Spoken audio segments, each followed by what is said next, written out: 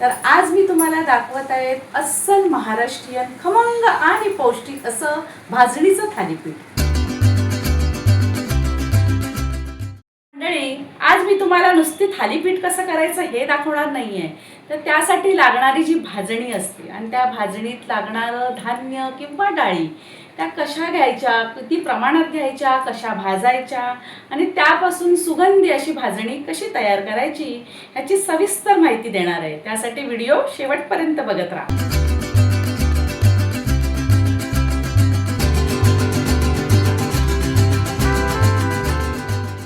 चला तर मग बनवूया सुगंधी आणि पौष्टिक अशी थालीपीठाची भाजणी आणि त्यानंतर बनवूया गरमागरम आणि खमंग असे थालीपीठ। तर इथे आपण घेतलंय अर्धा किलो ज्वारी, अर्धा किलो तांदूळ, ही पाव किलो चणा डाळ आहे, पाव किलो उडदाची डाळ आहे, पाव किलो मसूर डाळ, पाव किलो मुगाची डाळ, पाव किलो तुरीची डाळ आणि पाव किलो ही बाजरी आहे, पाव किलो गहू घेतले आणि 50 ग्रॅम आपण धने घेतलेत आणि 20 ग्रॅम आपण जिरं घेतले। तर हे मी तुम्हाला वजनी माप सांगितलं। जर तुम्हाला भांड्याने किंवा वाटीने घ्यायचं असेल तर आपण 2 वाट्या तांदूळ, 2 वाट्या ज्वारी आणि ही प्रत्येक गोष्ट आहे ती एक एक वाटी, सगळ्या प्रकारच्या डाळी आणि बाजरी आणि गहू म्हणजे सगळी तृणधान्य आणि सगळी डाळ, सगळ्या डाळी असं आपण घेतलंय। फक्त ज्वारी आणि तांदूळ हे 2-2 वाट्या घ्यायचं आणि हे बाकीचं सगळं एक एक वाटी घ्यायचं। आता हे तांदूळ घेणार आहे, तांदूळ मी स्वच्छ धुवून वाळवून घेतलेले आहे। तर हे आपण अर्धा किलो आहे तांदूळ हे घेऊया।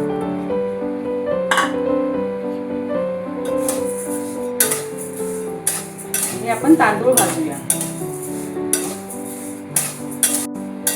थालीपीठाची खरी चव ही त्याच्या भाजणीवर असते, त्यामुळे आपली भाजणी खूप छान झाली पाहिजे। असं न करपवता आपण ती प्रत्येक धान्य वेगवेगळं असं छान भाजलं गेलं पाहिजे। हे तांदूळ असे हलके सोनेरी होईपर्यंत भाजायचे। ह्या तांदळामुळे आपल्या थालीपीठाला छान कुरकुरीतपणा येतो। आता ही आपण ज्वारी घेऊया। ह्यातील प्रत्येक ही डाळी आणि ही धान्य आहेत ती मी तांदूळ फक्त धुवून घेतले आणि ह्या ओल्या कापडाने पुसून स्वच्छ करून घेतलेले आहे।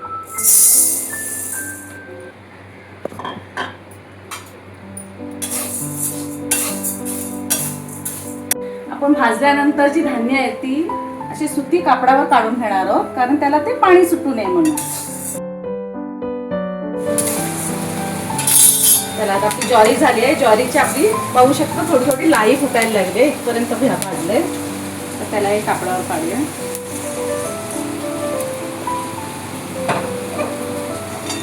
बाजरी घेणार आहोत, त्या बाजरीमुळे आपल्या थालीपीठाला छान पौष्टिकता मिळते। बाजरी आपण छान भाजून घेऊया। भाजणी करायला तसा थोडा वेळ जातो, पण एकदा जर का तयार झाली तर ते आपल्या सोयीचं होतं। ही बाजरी आपली भाजून झाली, पाहू शकता मध्ये मध्ये त्याची लाई तयार व्हायला लागले। इथपर्यंत झालं की बाजरी भाजून झाली। ही बाजरी टाकूया। जेवण बनवताना बराच वेळ जर आपल्याला उभं राहावं लागत असेल तर पायावर ताण येऊ शकतो, पाय दुखू शकतात, त्यामुळे मध्ये मध्ये बसत जा। गॅस जवळ भरपूर उष्णता असते, त्यामुळे शरीर हायड्रेट ठेवण्यासाठी मध्ये मध्ये हे थोडं पाणी पीत जा। कामं तर काय होतच असतात, कामासोबत स्वतःची काळजी घेणं तितकंच महत्वाचं आहे। म्हणून मैत्रिणींनो, स्वतःची काळजी घ्या। गहू घेणार आहोत, त्या गव्हामुळे आपल्या थालीपीठाला छान बांधणी मिळते।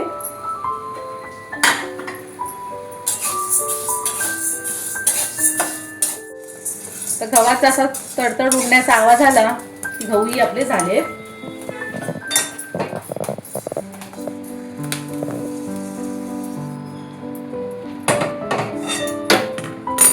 चणा डाळही आपण हलकी सोनेरी होईपर्यंत भाजणार आहोत, त्याच्यामुळे आपल्या थालीपीठाला खमंगपणा येतो।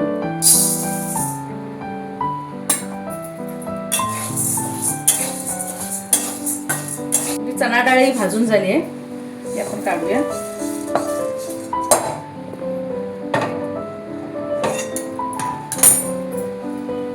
आता ही आपण उडदाची डाळ घेणार आहोत। उडदाची डाळ आपण हलकीशी भाजून घेणार आहोत। ही उडदाची डाळ आपली साधारण लालसर झाली की काढायची.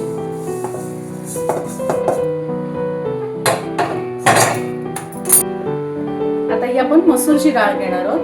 तुम्ही बघू शकता प्रत्येक डाळीचा रंग वेगळा, त्याचे गुणधर्म वेगळे, आणि हे सगळं एकत्र आलं की आपलं पौष्टिक असं थालीपीठ बनतं. डाळीच आपल्या मसूर डाळीचा रंग बदलला की ती झाली भाजून. डाळी काढूया.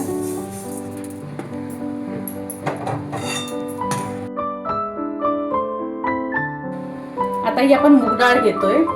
या मूग डाळीऐवजी तुम्ही अख्खे मूगही घेऊ शकता आणि चणा डाळीऐवजी अख्खे चणेही घेऊ शकता. आता ही आपण छान भाजून घेणार आहोत. मूग डाळ आपली भाजून झाली आहे.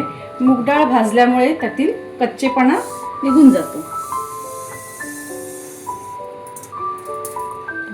आता ही तुरीची डाळ घेणार आहोत.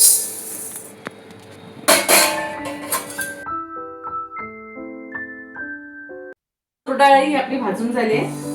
आपण काढूया.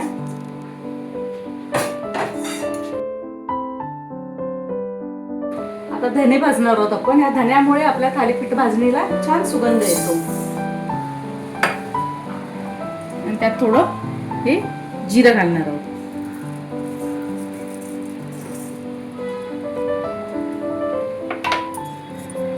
छान भाजून घेऊया. धणे आणि जिऱ्याचा असा मंद असा सुगंध येऊ लागला तरी ही आपले धणे आणि जिरं भाजून झाले. तर हेही आपण याच्यावर टाकूया.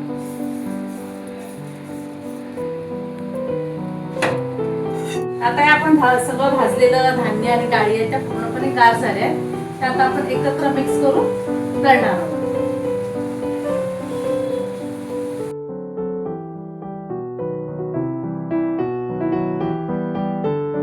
आता हे मिश्रण आपण दळणार आहोत. आता माझ्याकडे घरघंटी असल्यामुळे मी घरातच दळणार आहे. तुम्ही बाहेर गिरणीतून दळून आणलं तरी चालेल. आपण हे दळायला टाकते.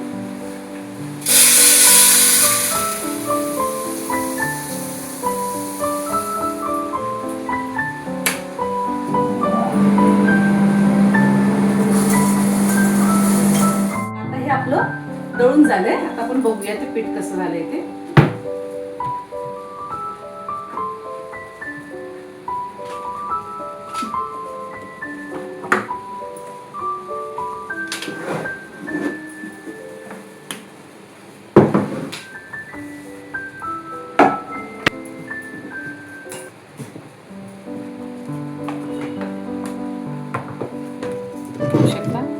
हे असं एकदम बारीक असं दळलं. तुम्ही पण बाहेर चक्कीवरून हे असं छान बारीक दळून आणा. आता ह्याला आपण चाळून घेणार आहोत. आता हे सगळं पीठ आपण चाळून छान डब्यामध्ये भरून ठेवणार आहोत.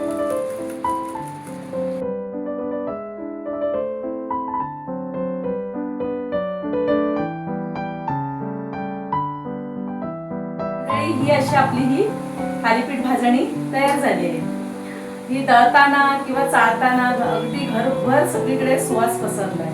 चला तर मग ह्या भाजणीपासून थालीपीठ कसं बनवायचं ते बघूया. थालीपीठ करण्यासाठी आपल्याला लागणार आहे ही थालीपीठ भाजणी, पाणी, तेल, हा थोडासा गुळाचा खडा घेतलाय, लाल तिखट, हळद, मीठ आणि हे कांदा आणि कोथिंबीर घेतलाय. आता या कांदा कोथिंबीर बरोबर तुम्ही किसून त्यामध्ये गाजर, दुधी भोपळा, भोपळा किंवा कोबी किंवा एखादी पालेभाजी घालू शकता. आपण एक गॅस ऑन करणार आहोत.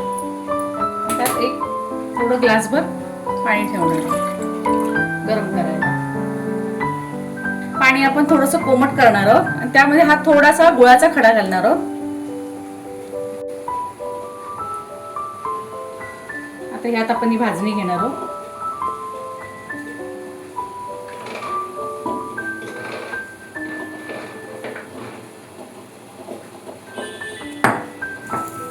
पाणी थोडंसं कोमट झालं की गॅस घालूया.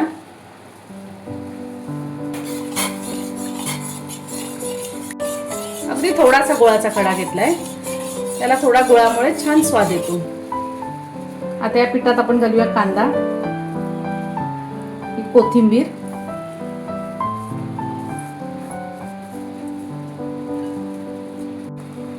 थोडं लाल तिखट 1 चमचा आणि अर्धा चमचा, थोडा पाव चमचा असं हळद. आता हे सगळं मिक्स करूया.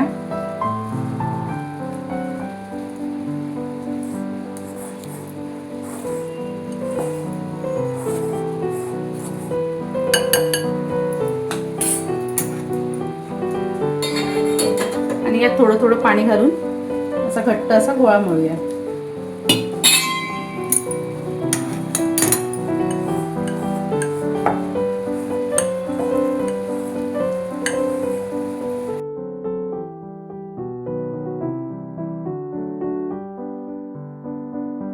तेल टाकूया.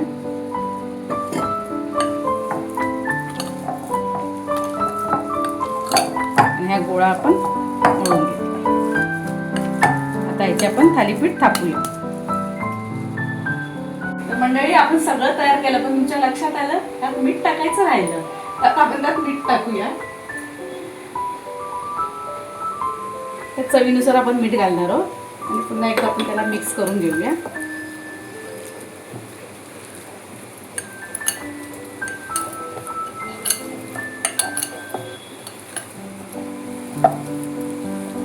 इथे आपण तवा गरम करायला ठेवलाय. हा ओला रुमाल ओला करून घेतलाय. त्याला थोडं पाणी घालूया आणि एक आपण याचा गोळा घेऊया.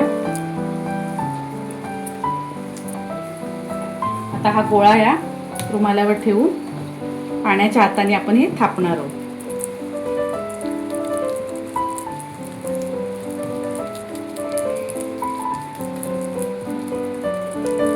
पातळ असं थापून घेऊया.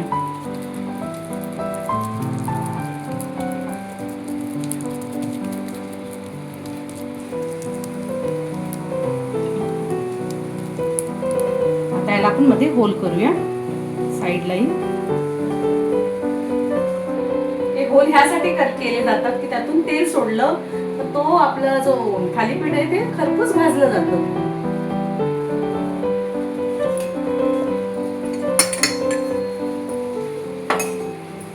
जरासं तेल सोडूया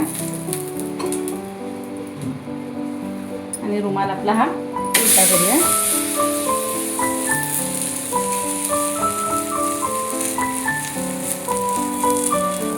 साईडने तेल सोडूया आपण.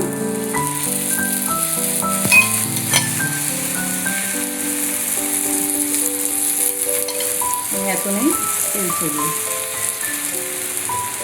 एक साईड चांगलं भाजून घेऊया.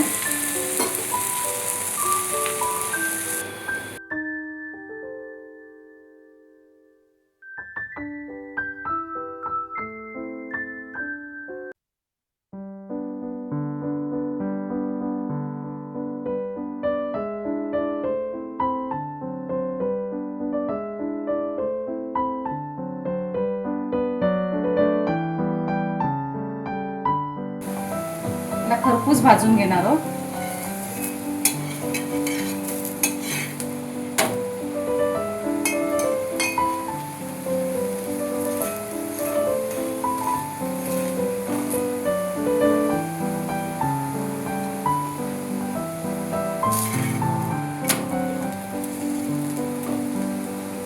ह्या थालीपीठांना जर वरून आपण तीळ लावले तर त्याची पौष्टिकता अजून वाढते आणि दिसायलाही ते छान दिसतात.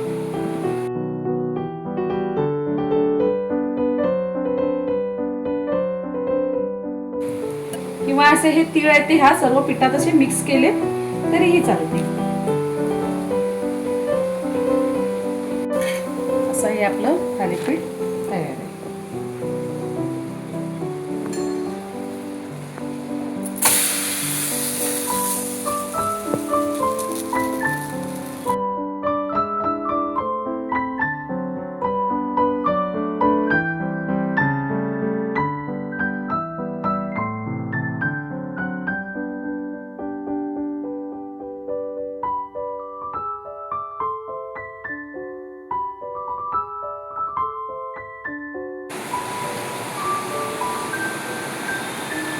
तर खमंग असे आपले थालीपीठ तयार आहे.